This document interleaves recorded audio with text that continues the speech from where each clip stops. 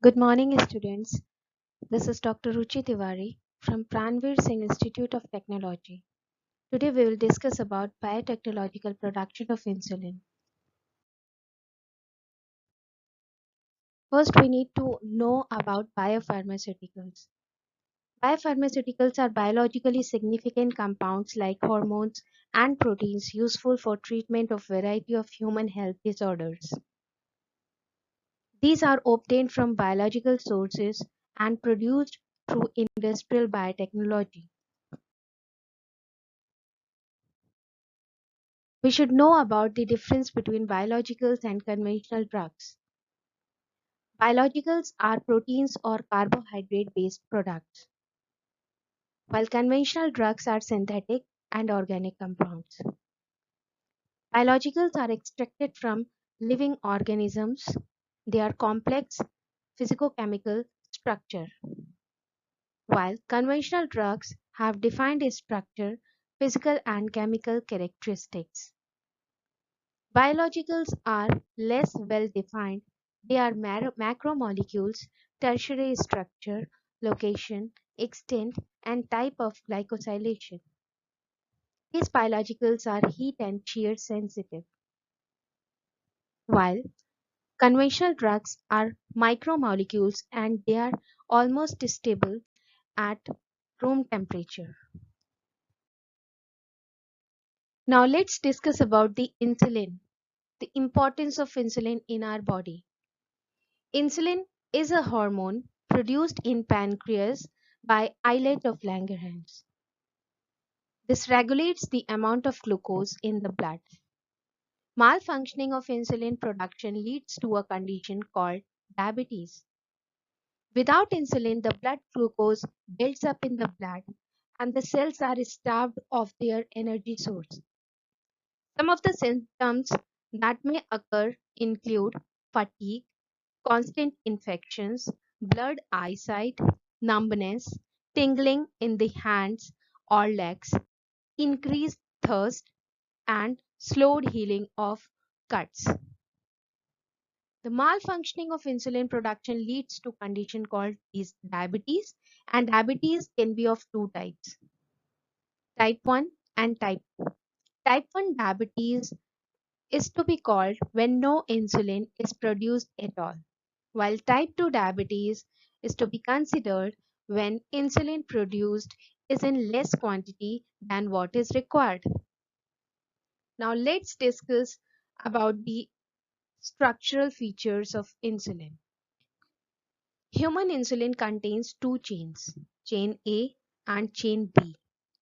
Chain A contains 21 amino acids while chain B is having 30 amino acids. Both chains could be separately produced as pre-proinsulin. It is modified into proinsulin by combining A and B. Proinsulin, when attached to a single molecule, becomes the functional insulin.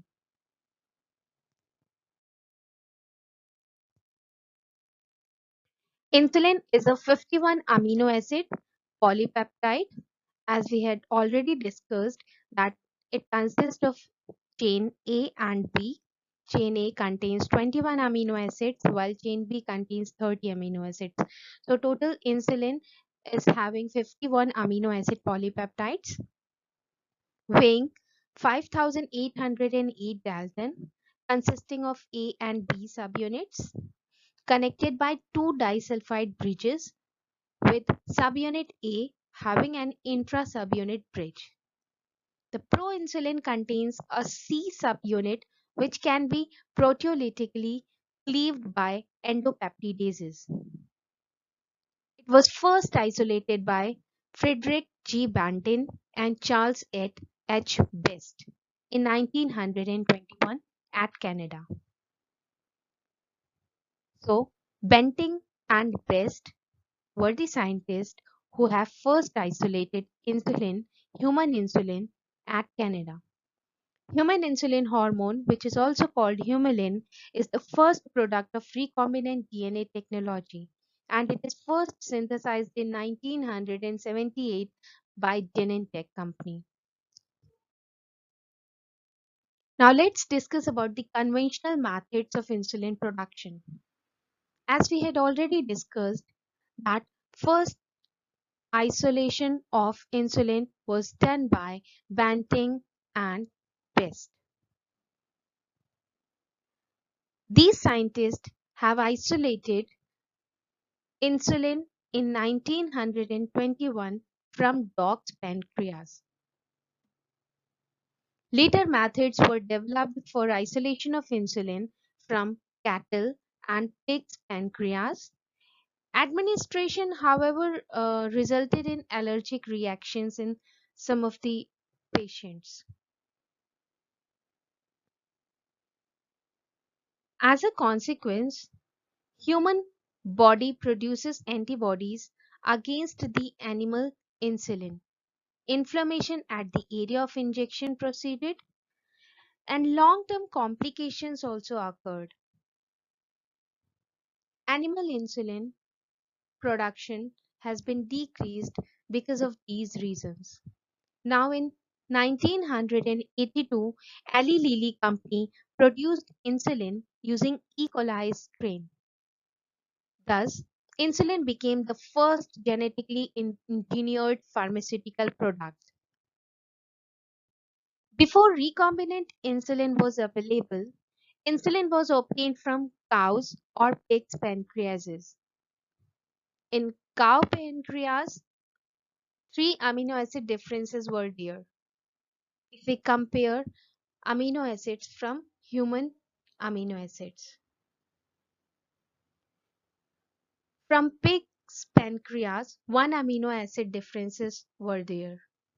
These amino acid differences can stimulate allergic responses. Therefore, human insulin is preferred because it is having 51 amino acids. The first humulin was was produced by Eli Lilly company and it has been termed as humulin. These are the leading companies in order to produce human insulin. Eli Lilly and Novo Nordisk. Eli Lilly company used bacterial host in order to produce human insulin, while Novo Nordisk used to produce human insulin by using yeast host. Production of human insulin followed recombinant DNA technology. In this technology, desired piece of DNA was selected first. After selecting desired piece of DNA from human pancreatic cell, that selected DNA was cut by using restriction endonucleases enzyme. On the other side, from E. coli bacteria, plasmid DNA was isolated. Isolated plasmid DNA was cut by the same enzyme, restriction endonucleases. Then, the selected piece of DNA from human pancreatic cell was recombined with the plasmid DNA using DNA ligases. Cut DNA fragments are covalently joined together by DNA ligases. These DNA ligase joins the DNA fragments by forming a phosphodiester bond between phosphate group of 5 carbon of 1 deoxyribose with hydroxyl group of 3 carbon of another deoxyribose. After getting recombinant DNA, that rDNA is introduced into the bacterial cell for multiplication. This bacterial cell is fermented in a fermentation tank having 10-liter total working volume, 31-hour growth phase at pH 7 and at 37 degrees centigrade. The recombinant bacteria multiplying and producing human insulin in fermentation tank. After production of human insulin in recombinant bacteria, that produced human insulin is extracted and purification was done for getting human insulin. Now let's discuss about the advantages of using E. coli as a system. As we had already discussed, there are two companies leading production of human insulins. One is Eli Lilly, another one is Novo Nordisk. Novo Nordisk is using yeast host, while Eli Lilly is using E. coli as a host. What is the advantages of using E. coli? It is simple and well understood genetics, ease of genetic manipulation, minimal culturing cost is there, fast expression, well established labeling protocols for stability studies are there, established regulatory track record, fermentation is easy, we can easily scale up the fermentation process, ease of inclusion bodies, purification. Now there are some drawbacks of using E. coli as a system.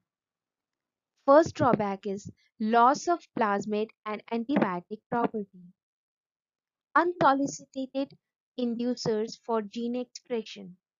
Intracellular accumulation of heterologous proteins as inclusion bodies. Improper protein refolding. Lack of post-translational modifications. Protein-mediated metabolic burden and stress. Endotoxin contaminations can be there. Poor secretion, proteolytic digestion complexity in downstreaming process. Downstreaming process basically contains fermentation. Thank you. Have a good day.